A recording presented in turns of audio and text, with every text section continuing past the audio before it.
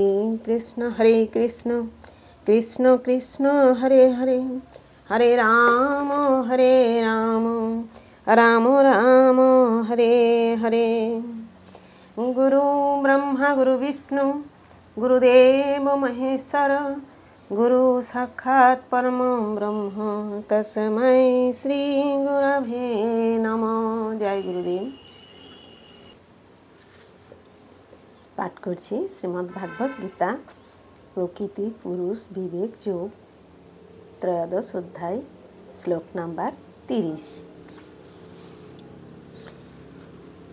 প্রকৃতৈব চ কর্মাণি ক্রিয়মাণানি সর্বশ যপশ্যন্তি তথাত্মানং কর্তারং স পশ্যন্তি।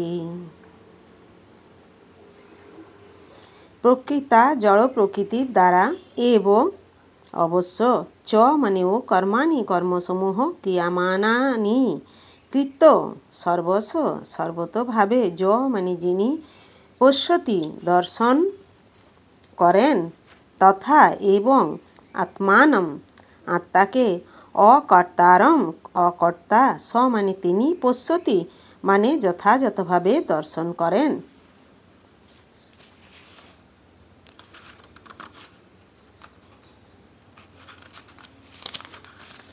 অনুবাদ।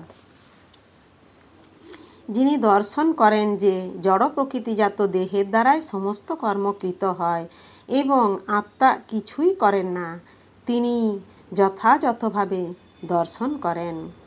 তাৎপর্য: এই দেহটি পরমাত্মার নির্দেশ অনুসারে জড় প্রকৃতির দ্বারা সৃষ্ট হয়েছে এবং দেহের মাধ্যমে জীব যে সমস্ত কার্যকলাপ করে সেগুলি সে নিজে করে না।